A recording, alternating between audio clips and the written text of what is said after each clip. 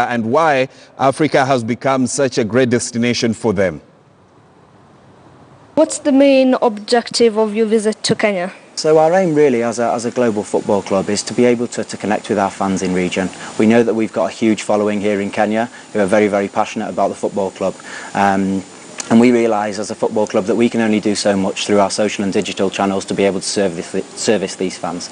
So our aim is to be able to partner with local brands who understand the region and will help us not only build a kind of marketing platform for them, but also will help us connect with our fans and help us engage with our fans in a very, very engaging way. Our partnership with Visit Rwanda, that was such a major thing for East Africa as a whole. So because of that success, we want to continue to build that within East Africa. So it was really important for us to continue looking at the other countries around East Africa. So Tanzania and Kenya definitely stood out to us. We have such a strong fan base. Even you kind of drive down the street and you'll see the local bus and there's an Arsenal sticker. We've talked to the people in immigration in the airport, our drivers on the way to the hotel. Everyone has a story about Arsenal, and I think that's great to see. So it's something that if we're here and we have those fans, we want to keep developing that. We want to keep introducing our new initiatives to the kids and show them that we are here and that we love having fans here and that they're not alone, and that I know from the UK it's kind of hard sometimes to keep just through the digital channels, as it was said, and some people don't have access to social media or digital. So to be physically here and give out a football or give out a shirt, those things we can kind of give access to everybody. It's not just certain people within the cities, for example.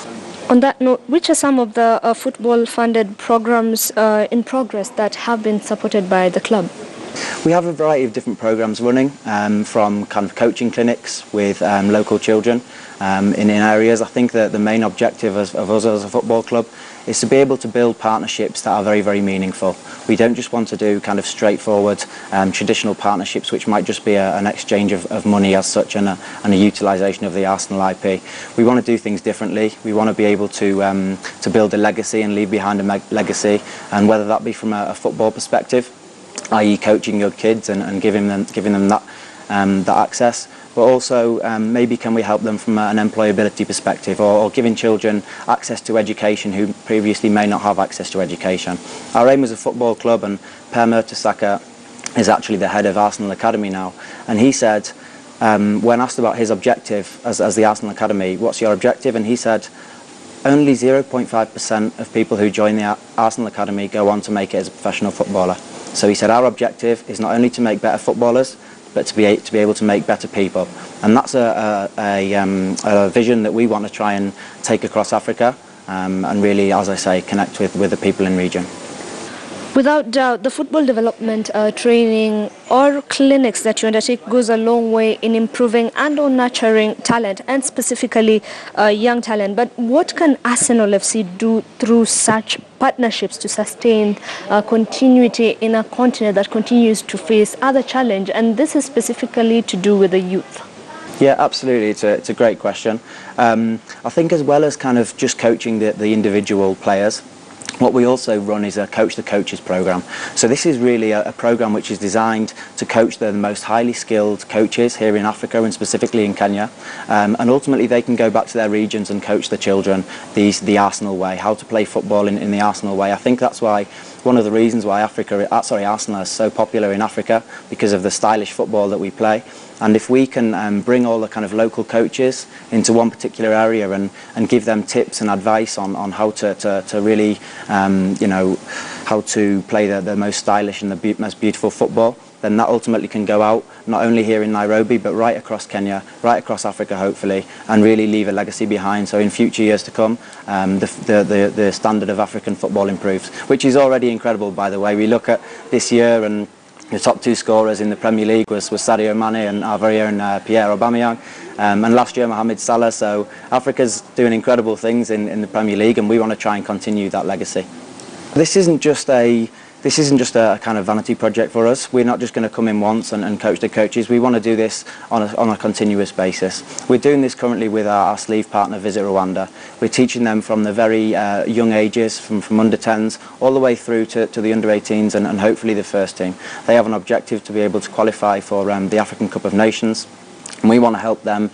We want to help them to meet that objective. And if we could do something similar here in Kenya, then that would be fantastic for us.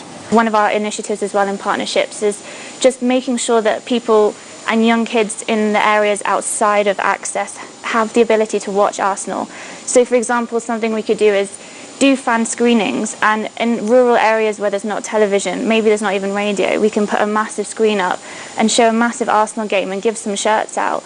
And something that's not really, it's quite a small thing, but for them it's just so massive, and it will just leave a really big impact, and hopefully we have Arsenal fans for life if we do that as well. In the past few years, African footballers have exceptionally performed very well in Europe, and we have the likes of Iwobi, Aubameyang in Arsenal, we have Mo Salah for Egypt, we have Mane for Senegal. What can you accredit this upsurge to? I think traditionally as well, I think it kind of goes back to Arsene Wenger, and he was the first manager to bring African and French African footballers to the Premier League through Arsenal Football Club. So going back when Arsenal were the Invincibles, as our fans will know, we had a variety of fantastic players from Laurent and Kanu and Eboué and all of those kind of players. So that legacy has continued through today. And when you go to the training ground and you meet these people, they've just got such big personalities. They bring so much energy to the training ground and to the team. And that's true of all of the kind of African footballers at Arsenal Football Club, and I'm sure right across the Premier League. Let's just shift to women's football. You find that in our local scenario, the women's football may be struggling, and on the other hand, you find Arsenal women's team doing so well, are forced to reckon with out there. What do they do different? Arsenal Women was originally founded in 1987, so we've almost had a head start on a lot of other clubs, and I think throughout that time we've put as much focus upon our women's team as we have on our men's team, which has helped us build to the success that we are today. We've recently just won the Women's Super League, which has been fantastic, and as you mentioned, the legacy hopefully from the Women's World Cup will be a fantastic one, because it was full stadiums. The audiences right across the globe, there were audiences that we've never seen before for the women's game, which is excellent. But I think here in Africa, maybe there should be a real focus to put as much emphasis upon the women's game as on the men's game. Whether that's working with organisations such as FIFA, who are doing an incredible job to be able to promote the game, and whether it's coming from the Kenyan FA itself and really trying to promote that. I think if we were to come to market with a brand, what we'd like to be able to do is to be able to really focus on women's coaching clinics. Really giving these kind of girls the self-belief and something to smile about, and also I don't think they really have the role models at the moment like the men's side of the game do. So how can we create that role model from the young girls who are currently playing? That will be our objective as a club. Has Arsenal FC envisioned a future where it can have the women's team come to Kenya and face our women's side? Absolutely. I think that would be amazing. Alex Scott, who is kind of our big ambassador for Arsenal Women's, she's already come and done a lot with Rwanda, and that was really special. And I know she had a great time and she enjoys getting involved. She loves meeting the other teams. She loves getting involved with being an ambassador for Arsenal. So I think that it's really important for us to bring the women's team over. We are doing a lot of work I know that when people think of football, they think a lot of the boys and it's a men's sport, but it really isn't, and there's a lot more that we can do for the women.